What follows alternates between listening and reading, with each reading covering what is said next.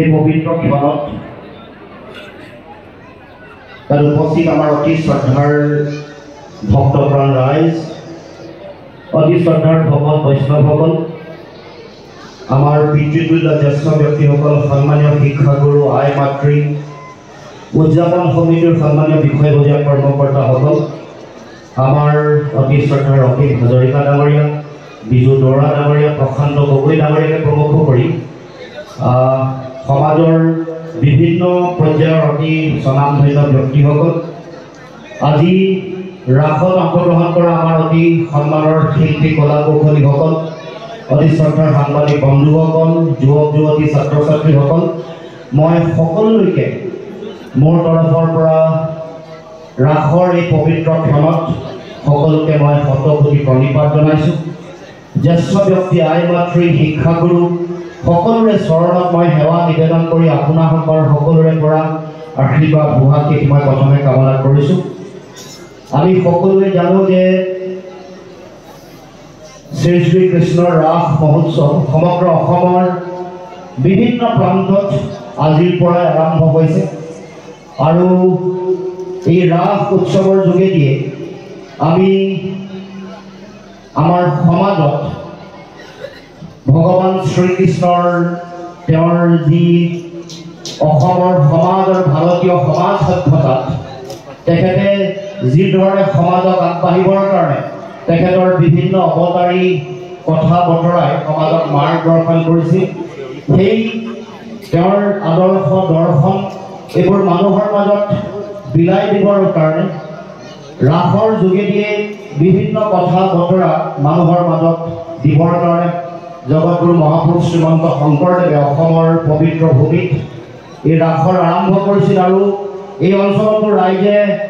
একেধাৰে দুটা দশক 21 বছৰ ৰাইজে ৰাস আয়োজন কৰিছে। ৰাসলীলা ৰাসক ক্ৰীড়াৰ যোগেদি ভক্তিৰ অমীয়া ৰস ৰাইজৰ মাজত বিলাই দিবৰ কাৰণে প্ৰয়াস কৰিছে। মই আশা ৰাখিছোঁ ৰাসৰ যি সাৰ কথা তত্ত্ব কথা তাত আত্মা পৰমাত্মাৰ মিলনৰ কথা আছে। ভক্তিৰে কেনেকৈ সমাজত মানুহৰ মাজত কেনেকৈ শৃংখলাবদ্ধভাৱে সমাজ গঢ়িব পাৰি, ভক্তিৰ যোগেদি কেনেকৈ মানুহৰ মাজত মানৱীয় প্ৰমূল্য য'ত সত্যৰ সদায় জয়, নীতিৰ সদায় জয়, অনীতিৰ পৰাজয়, তাৰ লগে লগে অন্যায় বিনাশ কৰি ন্যায় প্ৰতিষ্ঠাৰ চিন্তা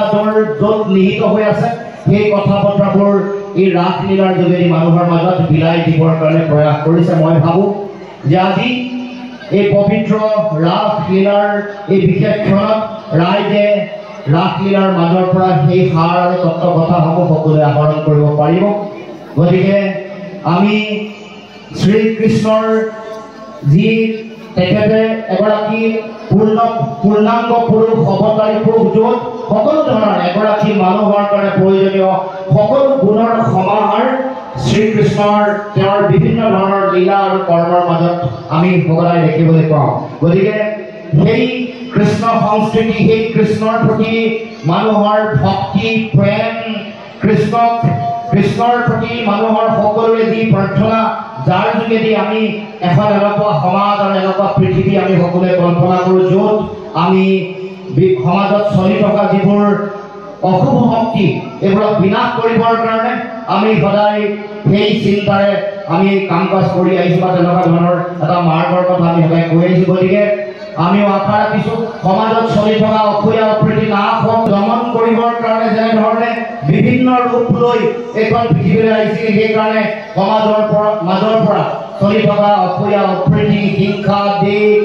বিভাজন, সংকীৰ্ণতা নাইকিয়া কৰি আহক আমি সকলোৱে মানৱীয় প্ৰফুল্লৰে এখন সৰ্বাংগ সুন্দৰ সমাজ গঢ়ো আৰু ভক্তিৰে আধ্যাত্মিকতাৰে এখন উচ্চ মান বিশিষ্ট সমাজ যাতে গঢ়ি তুলিব পাৰোঁ। কাৰণ যি সমাজত শিক্ষা থাকিলেই নহ'ব, ভক্তি আৰু আধ্যাত্মিকতা যদি নাথাকে আমি কেনেধৰণে এখন পৃথিৱীত চলিব লাগে, কেনেকৈ বিচৰণ কৰিব লাগে, সেই ধৰণৰ কথাবোৰ আমি কেতিয়াও উপলব্ধি কৰিব নোৱাৰোঁ। কাৰণ পংকিলময় সমাজত যদি বাটৰ সন্ধান পাব লাগে,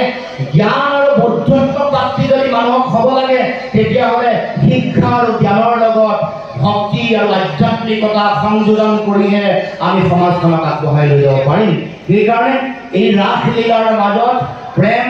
আত্মা পৰমাত্মাৰ মিলন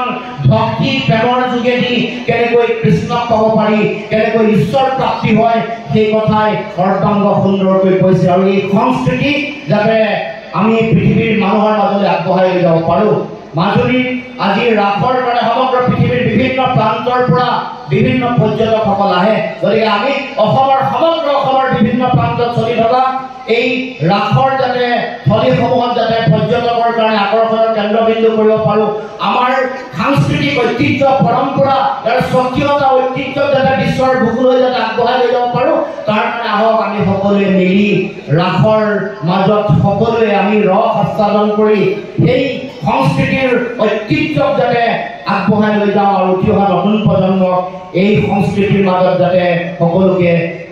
ইয়াৰ লগত জড়িত হ'বৰ কাৰণে সকলোৱে আমি দায়িত্ব গ্ৰহণ কৰোঁ এইখিনিকে কৈ উদযাপন সমিতিৰ সকলো বিষয়ববীয়া কৰ্মকৰ্তা ইমান সৰ্বাংগ সুন্দৰকৈ এই ৰাসখন যোৱা 21 বছৰ ধৰি ৰখাৰ কাৰণে তেওঁলোকক ধন্যবাদ জনাইছোঁ আৰু এইবাৰো মোৰ ফালৰ পৰা আমাৰ সকলোৰে ফালৰ পৰা ধন্যবাদৰ কৃতজ্ঞতা জ্ঞাপন কৰিছোঁ ধন্যবাদ জয় অসম কৃষ্ণ